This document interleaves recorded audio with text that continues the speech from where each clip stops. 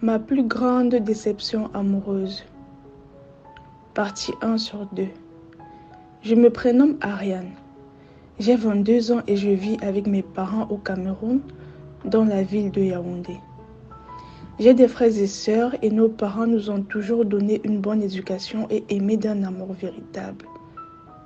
Cet amour fraternel était le seul type d'amour que je connaissais et comprenais jusqu'à ce que je ressente un autre type d'amour qui était difficile à expliquer mais qui venait du plus profond de mon cœur. L'amour qu'une fille peut ressentir pour un garçon. Je suis une fille de nature très réservée et très douce. J'aime être bien avec les gens qui m'entourent et pour cela, j'essaie toujours de faire plaisir à mon entourage du mieux que je peux et sans mentir, personne ne s'est jamais plaint de ce côté. À 16 ans, j'avais eu de petites relations amoureuses à l'école et je n'appellerais pas ça une relation mais juste des flirts qui n'allaient aucunement loin. Mais avec un garçon en particulier, c'était différent car j'ai découvert ce qu'est l'amour. Il m'a prouvé que l'amour existe, qu'on peut aimer sans intérêt et aimer inconditionnellement. En fait, c'est ce que j'ai ressenti quand j'étais avec lui. Je parle de Franck. J'ai fait sa rencontre quand j'avais 18 ans et bien qu'il traînait beaucoup dans mon quartier, je ne le voyais vraiment pas dans les parages puisque j'étais casanière. Je ne prêtais donc pas vraiment attention à lui, mais plus le temps passait et plus je le voyais, il devenait un peu plus visible à mes yeux et de ce fait, il a commencé à attirer mon attention au point que l'envie d'en savoir un peu plus sur lui me tourmentait. Un soir, maman avait préparé du couscous avec de la sauce gombo, mais n'aimant pas cette nourriture, j'ai décidé d'aller acheter ce qu'on appelle BHB, c'est-à-dire beignets haricots bouillis, afin de remplir mon ventre car j'avais très faim. J'ai pris quelques pièces et je suis sortie de la maison. Une fois sur place, j'ai vu ce garçon doté d'un teint chocolat et petit de corps venir vers l'endroit où j'étais. Il marchait en souriant et je trouvais son sourire très séduisant. Oh, il était tellement beau.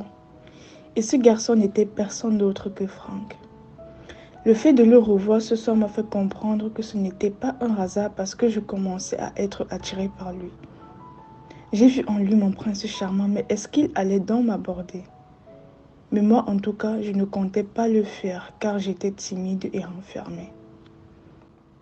Ce soir-là, on ne s'est pas parlé.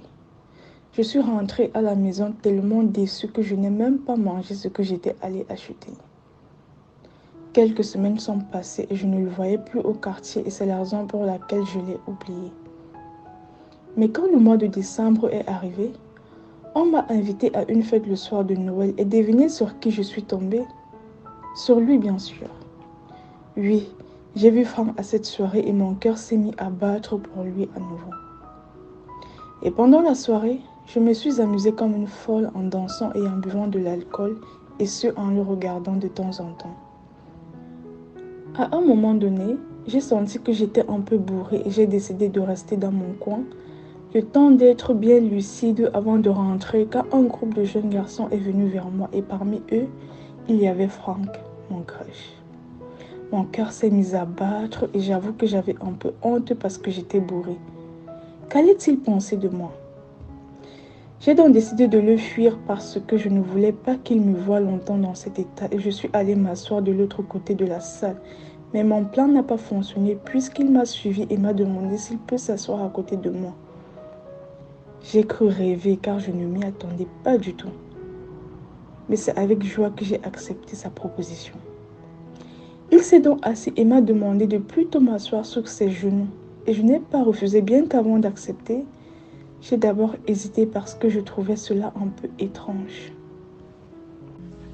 Je me suis demandé pourquoi est-ce que parmi toutes les filles de la salle, c'est seulement à moi qu'il a proposé cela et j'avoue que je me suis sentie privilégiée.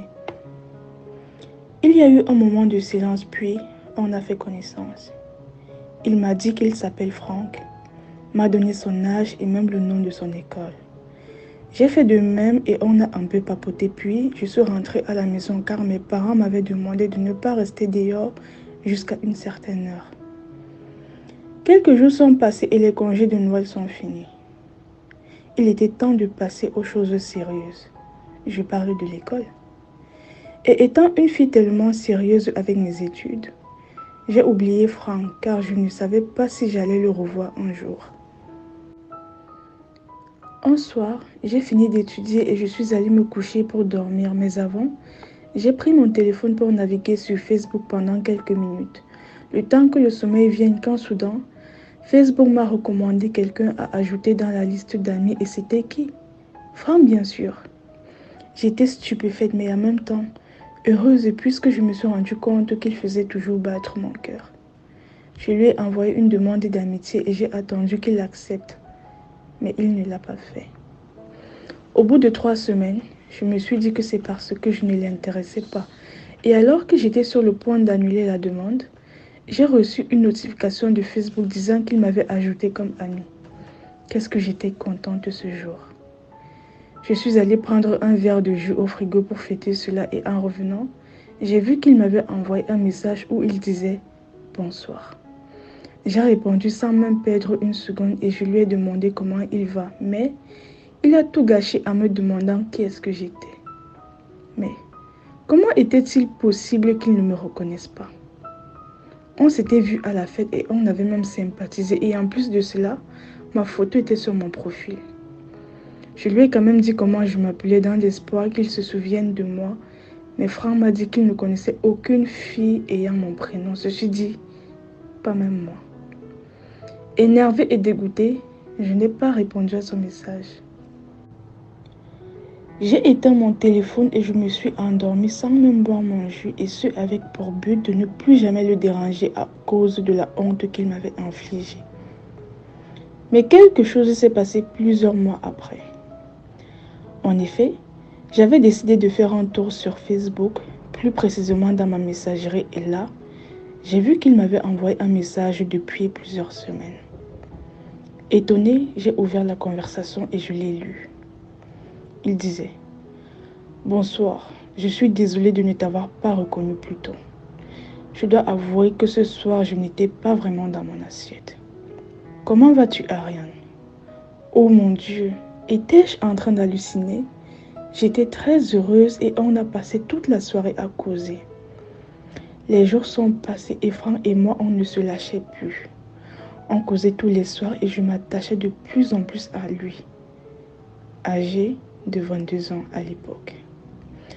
Avec lui, je pouvais parler de certains de mes secrets sans rien craindre et il faisait de même. On se confiait l'un à l'autre, ce qu'on ne faisait pas avec d'autres personnes tout simplement parce que notre amitié était vraiment spéciale. Mais pour être honnête, je voulais être plus qu'une amie pour lui parce que ce que je ressentais pour lui n'était pas ce qu'on pouvait ressentir pour un ami, mais pour son crush. Oui, j'étais follement amoureuse de lui et quelques semaines plus tard, quelque chose s'est passé. Merci de vous abonner et surtout, activez la cloche de notification pour ne rater aucune vidéo. Merci.